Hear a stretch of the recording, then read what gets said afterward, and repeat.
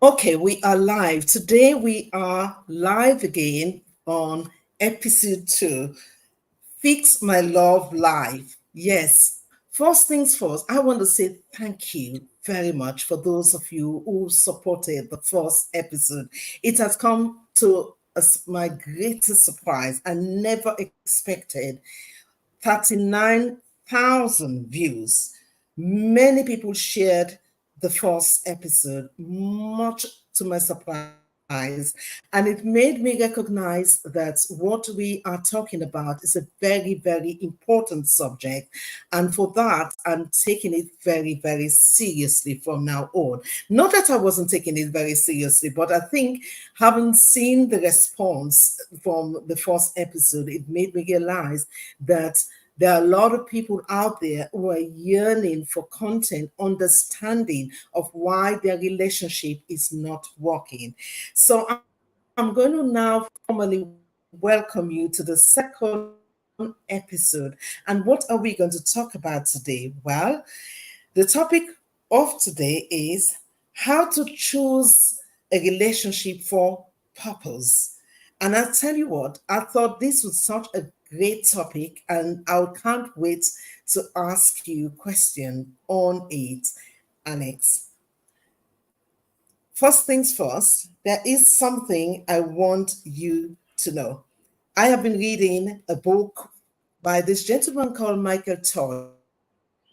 I don't even know him, but Hmm. I was drawn to his book because it has 21, and I wonder 21,000 people reviewed this book. That it has to be something that is worth reading. So I started reading it. And to my surprise, one of the greatest points he made is you cannot love another human being that you never created.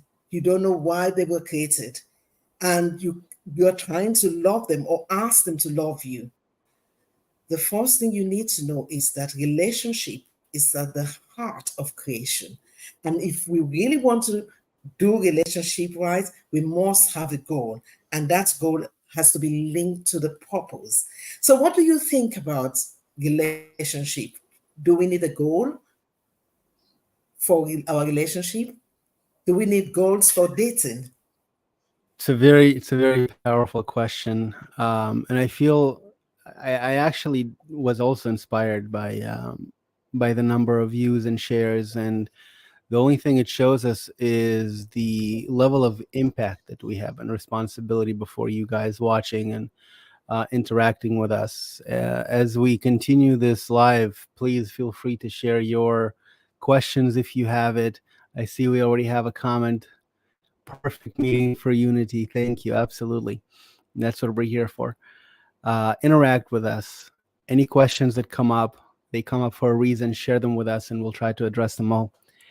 Um, as we prepared for this talk and talking about purpose and how it influences relationships, I was thinking, what is the difference between our generation today and even 100 years ago, 50 years ago, 70 years ago, where it seemed like, yes, we still had problems, yes, we still had issues, but the foundation of a marriage was a much stronger one. The concept of dating and see meeting people was a much simpler one, whereas today every other person I meet is having some form of challenge within their relationship, within being able to find a person. People get married much later.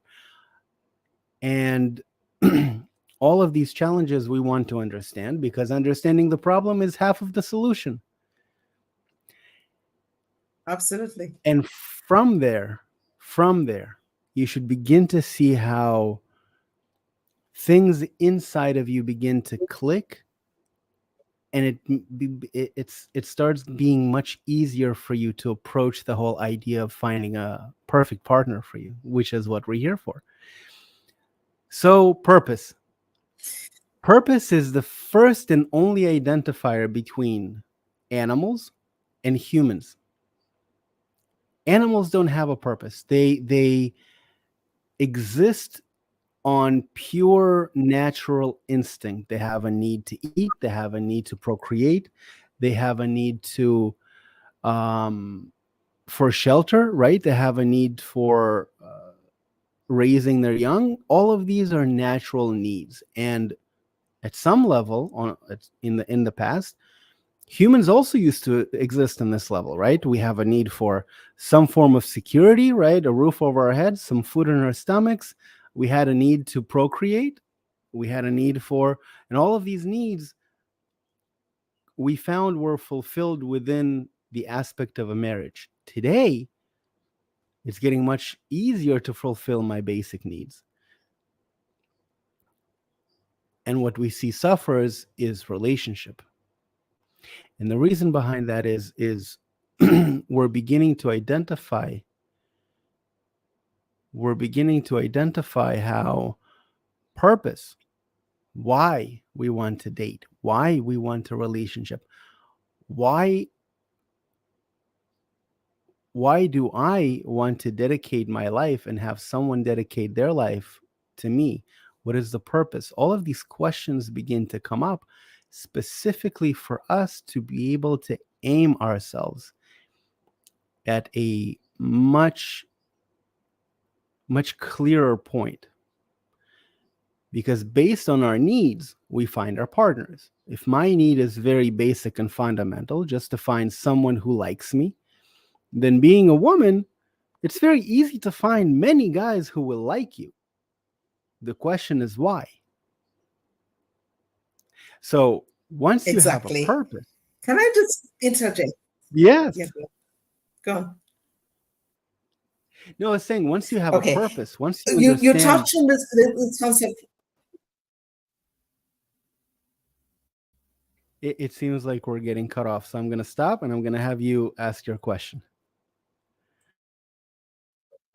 Okay, so you touch on the subject of marriage, and I want to mention that it was 2009 that I decided that something was so wrong with me, and I wondered what it was because I didn't know how to do relationship, and I began to embark on a lot of personal development. And I remember that I attended a leadership summit by a gentleman called John Maxwell.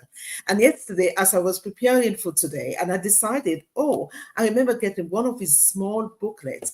You know, all of the books I bought from him, I got rid of, but the one I never got rid of was this small book called Relationship 101. So I grabbed hold of it yesterday and I began to look at it. And I remember there was something he said. There was one chapter where it was asked, what is the most important relationship? And his response was very, very poignant to me. He said, succeed at home, and all other relationships you have will be easier. In other words, the foundation of success begins with the one you harness at home. Well, here's the dichotomy. When you think about it, I was thinking, well, it doesn't work, it doesn't cut with me because if success of relationship begins at home, it means there has to be something that our parents should have passed on to us for this to really work for a person. And if you come from a dysfunctional background, how on earth are you going to do relationship when you don't have the model for relationship? So that for me was the biggest challenge I had, because I was thinking now, when I started reading the other chapters, none of it will work from anyone who hasn't got that foundation. And you see, the other aspect of what it brought home to us is this, that in America, being an industrialized state, the divorce rate is much higher in the industrialized country than it is in any other country, despite its so called success.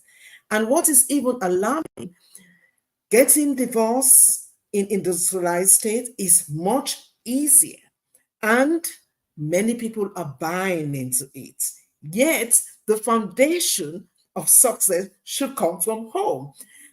But when I was reflecting on this, I then began to look at the whole thing. I said, well, hang on, is it not funny?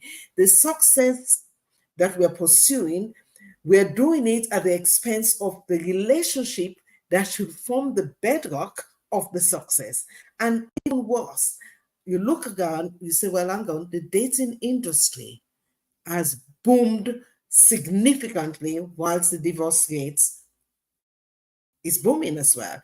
What exactly are we expecting to get from dating if we are breaking the relationship at home and then veering off to the dating sites to find another relationship? For me, that was the one thing that broke my heart thinking about it. And then I realized, yes, indeed, we need to understand what our purpose is, because otherwise we're just going from one relationship to another aimlessly. So I really want to get your take on it.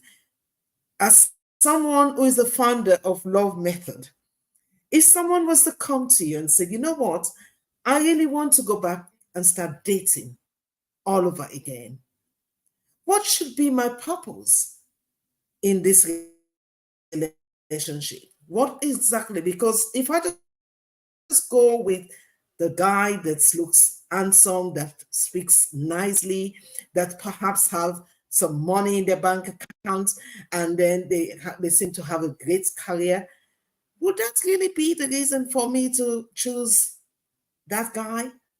Is that really how I should choose? I want to hear from you, Alex. Well, assuming that I'm speaking to you, right, or a woman comes to me, then I understand your basic needs as you're looking for a relationship are safety, protection first, and then of course you want to have a connection. Connection is important with someone you're going to spend the rest of your life ideally with. Once you have a connection as a goal, you need to understand that connection just doesn't happen out of thin air. Connection happens on certain bases. Interestingly enough, just having, liking to go hiking together or enjoying a bike ride or, nature or watching TV or anything of that sort isn't enough because interests change.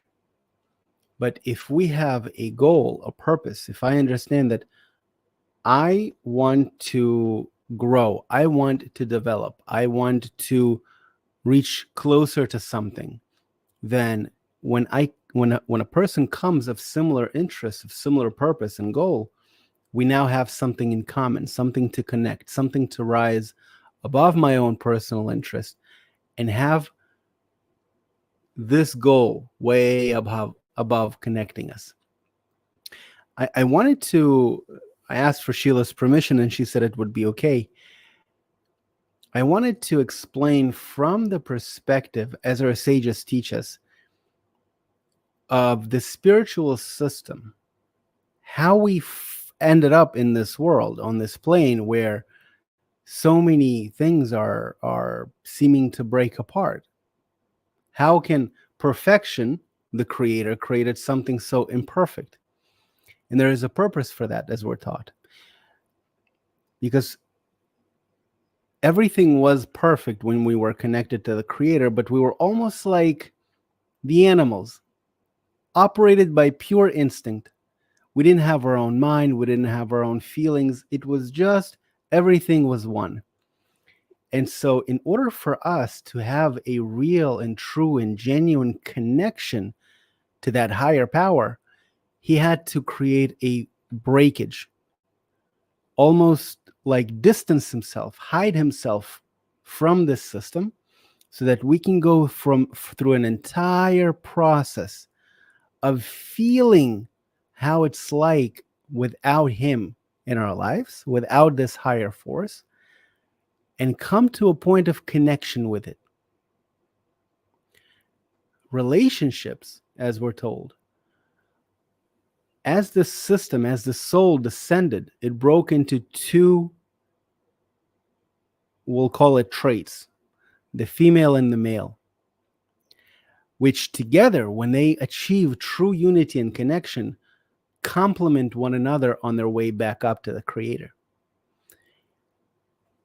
What it means is if we place the spiritual attainment, the spiritual path, the spiritual goal for each their own, and we can identify what that spiritual goal is. But once we put that above everything, we now become partners. We now have something between us that connects us. And within that system that we call a family, a marriage, the Creator begins to work, revealing many aspects of disconnection, so that through the help of a higher power, we can begin to work together, climbing closer and closer to it. And a man cannot achieve it without a woman, and a woman cannot achieve it without the man, which is why everything in this system is perfect in order for us to rise above it.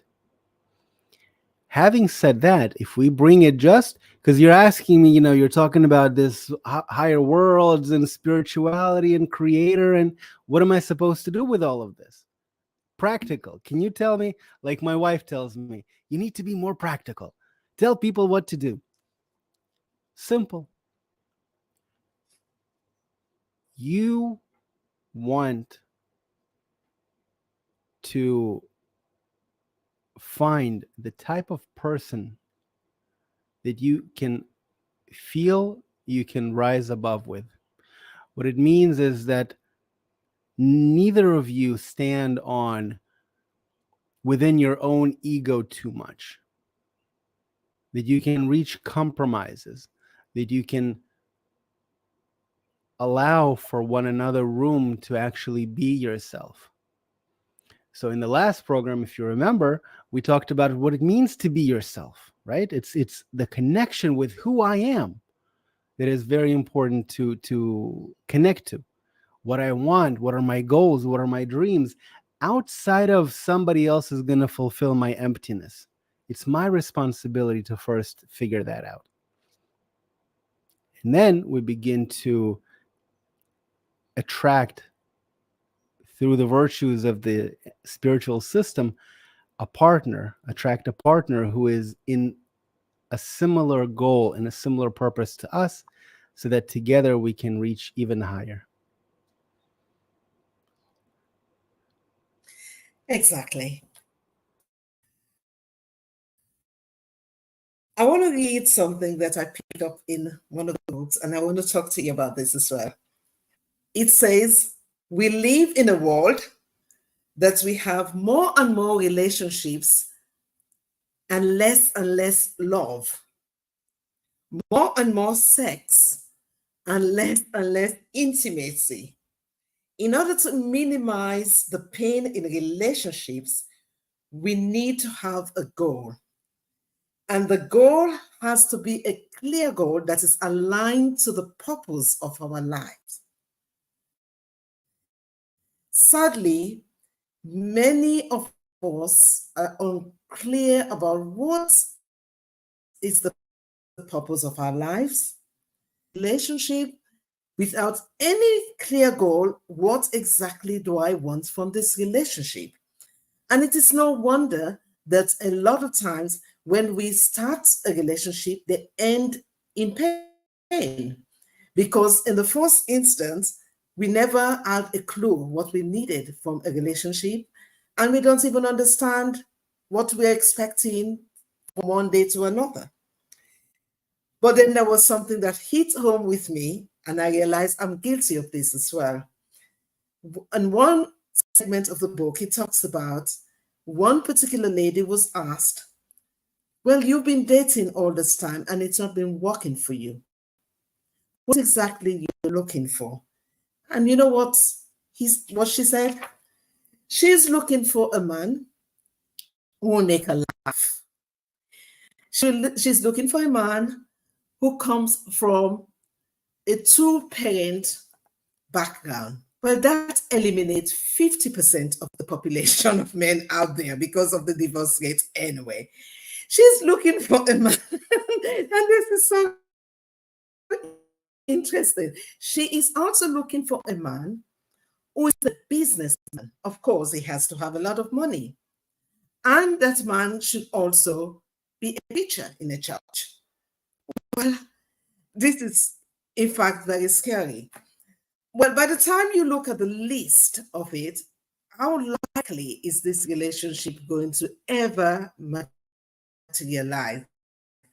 And to me, I suddenly realized I have to eat the humble pie and ask myself, what is the relationship goal that I set for myself?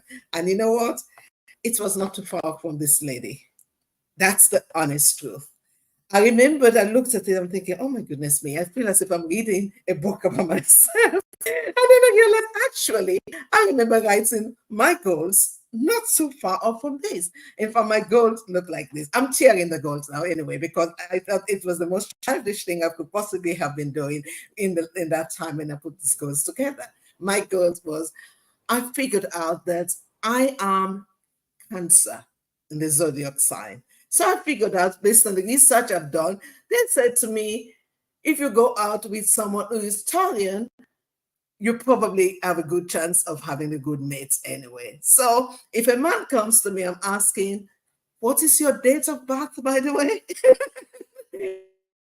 So that's one date. Do you take that? Most times is no. Then the next thing, I looked at that Chinese zodiac sign. It says, oh, you are hot. I've set myself, all the other zodiac signs says it won't work. Then I looked at the list again, and this is genuine. I'm not making it up. This is my goals that I set myself before I started looking into all of this subject. Oh, by the way, he has to be tall and handsome. Really? But I did remember there is only one thing I remember that I think is the best output that ever. I did say right from the beginning, he must love the creator. He must be very close in his heart, and he must love the creator more than he does love me. And I think that's one I will leave in my goals because I think that's a good thing. The rest I will tend to that thing. I think this was a bit childish. But most people don't have goals. And that made me realize if we don't have goals, we're just allowing anyone to come in and out of our lives. What's your take on this? Um, you know, it's interesting because many women have the same fantasy of this perfect guy who's, you know, provides, and his attention is all around her. But when a woman finds such a guy and he lacks a purpose within his life, something that he wants to build, something that he wants to create, something that he, you know, yearns for, strives for, that is just beyond the relationship, beyond just existing.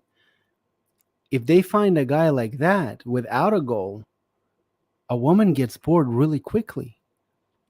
When he places her on a pedestal and he thinks that by serving and providing and doing for her, he's going to earn some sort of fulfillment, a woman understands that he doesn't love her. He loves the reaction or the response or the care that he gets in return.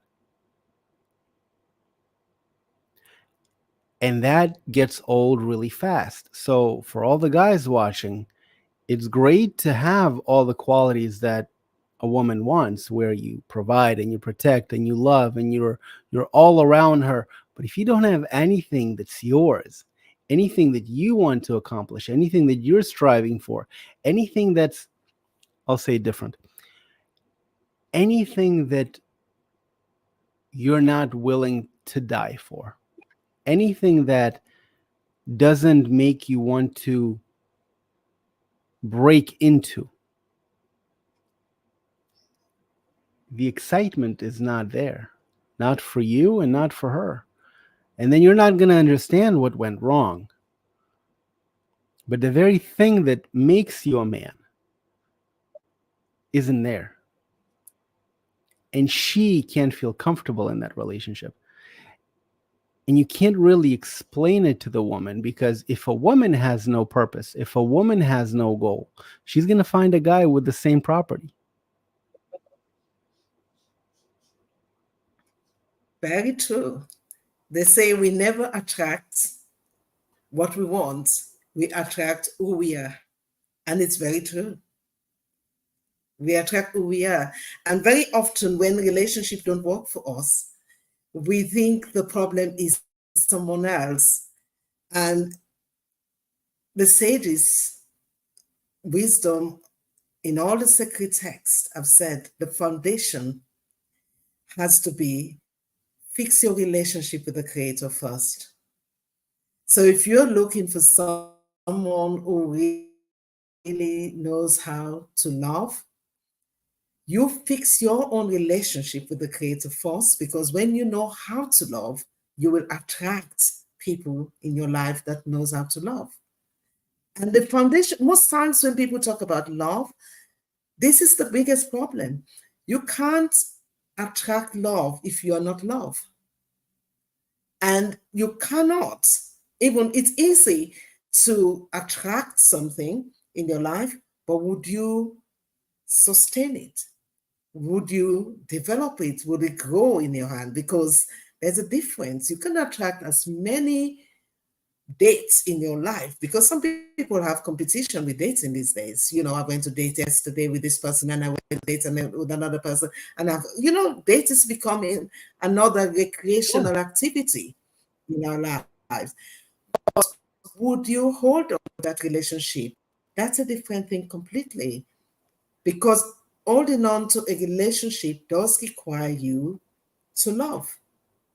And without love, you are going to be frustrated.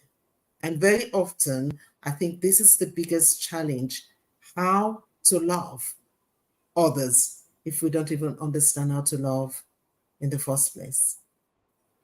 So let's get really, really hyper practical for everyone watching and everyone who is like, okay, I've been listening to you guys for the past 27 minutes. I'm ready to break through. Like, tell me what to do. Give me the 2-step program, whatever it is. First of all, I invite you to visit alexzusin.com, ALEXZUSIN.com. You'll see a free programs on there. For the women, I've created 3 different forms of engagement. You have an ebook, you have about 50 minutes recording that will put you in the right mindset. Second, you want to put the dating off to a pause, because you want to understand the process itself first. You want to understand what are the steps that are going to get me to the marriage that I want. And the steps that are going to get you to the marriage that you want, write that down if you guys want, is number 1, you date to get to know the person and see whether he wants to get to know you. Is he interested? Does he ask the right questions? Does he not just talk about himself, or he's trying to show off? Does he actually want to know who you are? Because if you're doing all the talking, it's a very one-sided conversation. The second ironclad rule that all of my clients who have gotten into a serious relationship have followed is no sexual intercourse for the first 3 months. No sexual contact. Why?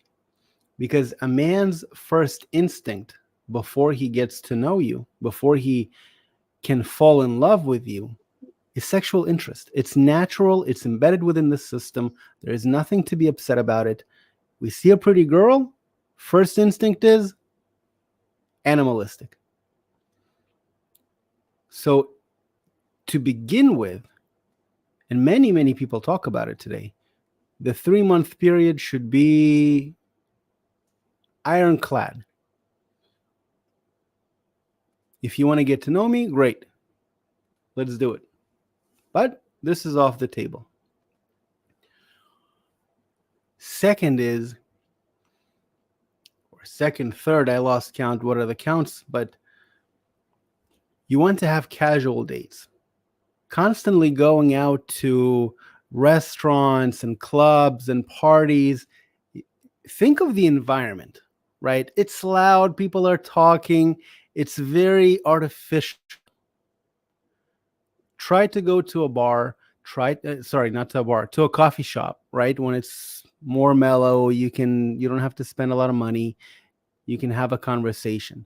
Try to go on a walk in a park, look at the different animals, see how you react to the environment around you. You begin to see different things, right? That ignite a certain attitude towards one another. Very simple. The magic is in simplicity. And you can have many such different, very casual, down to earth ideas that don't require much investment ahead of time. But what it allows you to have is experiences. And through these experiences, you will have different situations that come up, and you can gauge the other person's response to these situations and decide, is it something that I want to, that is appropriate, it's not appropriate. You can see how it develops and interacts. Things will naturally form around these experiences to kind of hint it's the right person or it's the wrong person for you. People don't understand the purpose. Okay, we're talking about purpose. The purpose of dating. The purpose of dating is filtration. It's not to get someone to fall in love with you. It's not to show off how amazing you are. It's filtration. You want to filter out the people who don't suit you. That's it. You're already perfect. The men, the women, it doesn't matter. Filtration. You want to filter those that don't match with you. That's the purpose of dating. I'm open to questions. Sheila or the guys watching. Excellent. Yes, I hope if you have questions, please pop them on the chat. You said something that my heart dropped when you said that. You said sex should be out of the table for 3 months. And I'm like, I think sex should be out of the table, period. Sorry, why 3 months? Why should you even give your body to someone that is not even married to you? Excuse me, I wouldn't even say 3 months. I would say, would you want to be giving your body to someone that is not really intending to marry you? I think this is where we get all the problems in our lives in the first place. There is something, I think we're going to talk about this in another episode. There is something about singleness which I think has brought home to me that there is a very, very secret spiritual benefit of singleness if taken clearly in your mind.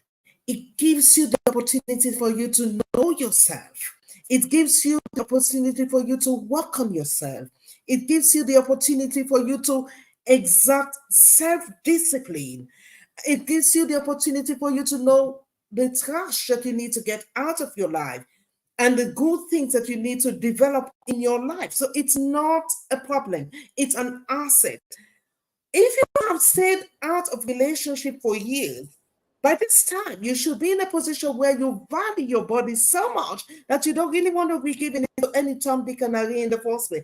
I would go as far. I would disagree with you in this area about 3 months. I would say, sorry, perhaps I've been out of relationship for over a decade, since 2012. So this is like 12 years now, coming up July.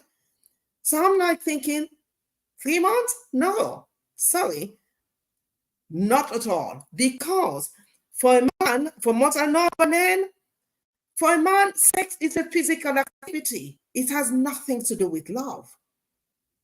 And if the man cannot wait, have to ask yourself the question, well, is this something that you really need? Because actually, a man could wait for 3 months if you tell them sex is out of the table for 3 months and pretend all they can. But that does mean that man will get it in 3 months and then disappear anyway. So where does it leave the woman?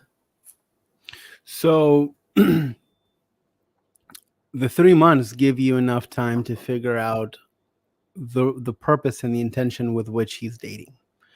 Um, a guy who's looking for that type of relationship usually won't stick around investing into the relationship, take you out on dates for the full 3 months. If you feel it in your heart and you're saying, I listen, marriage is the cutoff, this is where I, open myself up, by all means. From my experience, and this is just talking about many of people who I've worked with in the past, because of how prevalent and how open this topic is and this interaction is, cutting it off for a person off the bat is a very psychologically stressful thing. You're a woman who's had a life experience, who's been married, who's gone through so much. You're saying for 3 months, like, that's nothing. And I agree with you. And if I would be in this predicament, I'd probably do the same thing. But for many people, the idea of having to cut off completely off the table is a very fundamental decision that I cannot ask them to make. Now, if you're telling me, listen, I'm ready to do it, it's just, Alex, do you say yes or no? Yes, do it. Get it off the table. But the reason 3 months is such an important period of time is because 3 months is enough for you to see with what frequency do you guys interact? How is your communication? How is your dating? How is your chemistry? Do you see that after 3 months, you're still as if on your first date? Or do you feel closer? Do you feel like you can have a deeper conversation? Like you've established each other's interests. You can already be in a different place to make that decision again. Are you ready to open, or do you want to continue to wait? So that's why I'm speaking to 3 months, just because I know my audience that many people aren't even willing to consider the idea of waiting till marriage.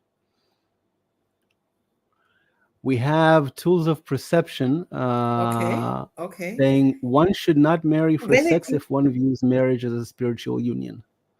Yes, we agree. okay, what was that? I missed that. We have a comment I think, okay, yeah, that one yeah. should not.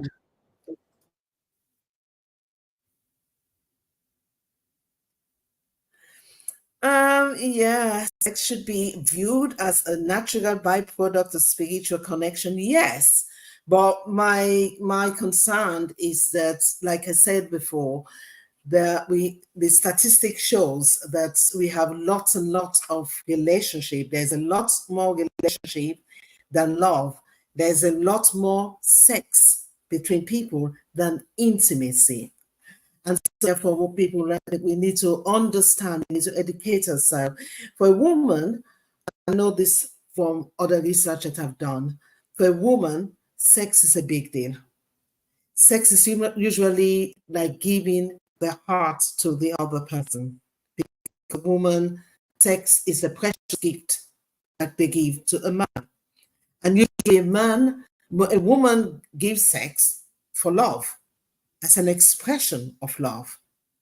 On the other hand, a man does not have sex as an expression of love. And this is where the dichotomy of I some of would the I would problems disagree come with from. you, because women, Okay, let me just finish. many women. Go ahead. I apologize.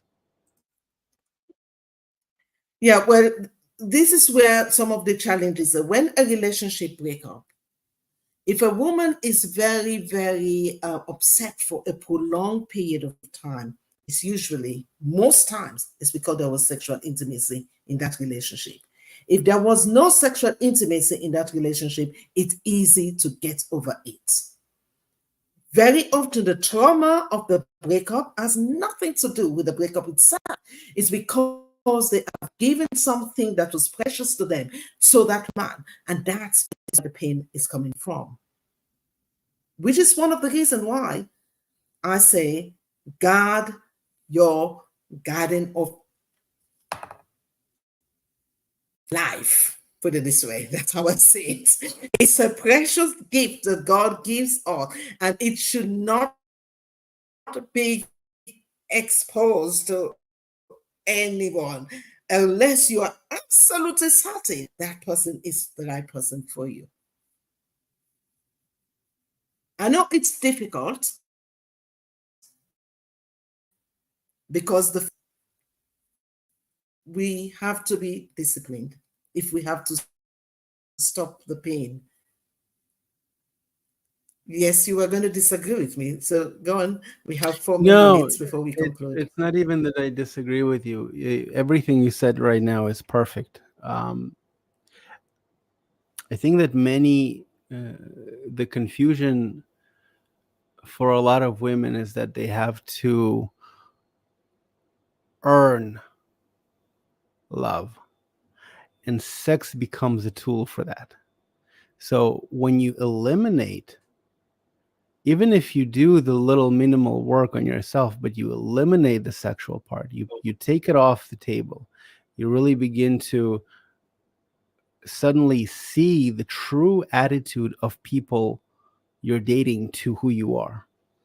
Once it's off the table, there's no illusion anymore. They can't fake it. And so you begin to, that's part of the filtering system, right? You're not using the lack of self-esteem to guide you, that I'm going to give him something, convincing myself that it's an expression of love, but really subconsciously trying to buy him, and just allowing things to happen and seeing, engaging how I feel in the process. So and what you said was perfect. I think, like, if we could elevate all women to the status of divinity, of how beautiful and precious and godlike you are, we would solve all problems on earth. We wouldn't have any problems anymore, period. That's it. Everything would be solved if we could truly Exactly. instill that feeling within the women themselves. I tell you, I have a friend. He was the deputy chief executive in a company that I work for, and he's an older man. He's been married for years, many decades. And I was speaking to him about relationship, and he said something which is profound, which I want to leave with the women. And he told me, Sheila, the problem with our society is because of women. So I said, what do you mean? And he said, if a woman is unmarried, it's because of a woman. If a woman is treated badly, it is because of women. And I was still curious to find out, why are you saying this is not because of us? He said, in my days, you do not have the rights to any private part of a woman until you marry a woman. Nowadays, people have fake marriages without certificate. They have given the men everything that was supposed to be given to them on the day of the wedding. And who is the cause of the problem? It's the women. So I want to leave this with every woman out there. Like Alex said, dating is a filtration process. It's a time for you to get to know the person. And it is a time to really look at what it is that you're looking for. Is this a man that you would like to be married to? Is he really the person that you like to be married to? Because if it's even a person you want to be married to, you have the opportunity to quickly say goodbye. But it is difficult to say goodbye if you have given what you were not supposed to be given in the first place. So next month, we are coming back with another topic. I want to see, Alex, do you want to wrap up before we leave? What do you want to I say want before we to wrap up? I want to say one very important and crucial thing. None of us can do anything on our own. We rely on a supportive community. So if you have friends who are supportive, if you find a community with Sheila, if you find a community with myself, you will find that there are people who are like-minded, who will, even energetically, will give you the type of wrapping that you need to elevate you to the next level. Because so much of who we are depends of who we have around us.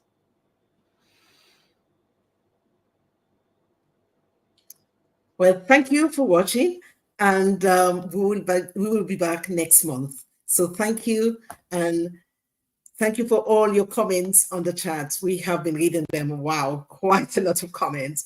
Thank you so much.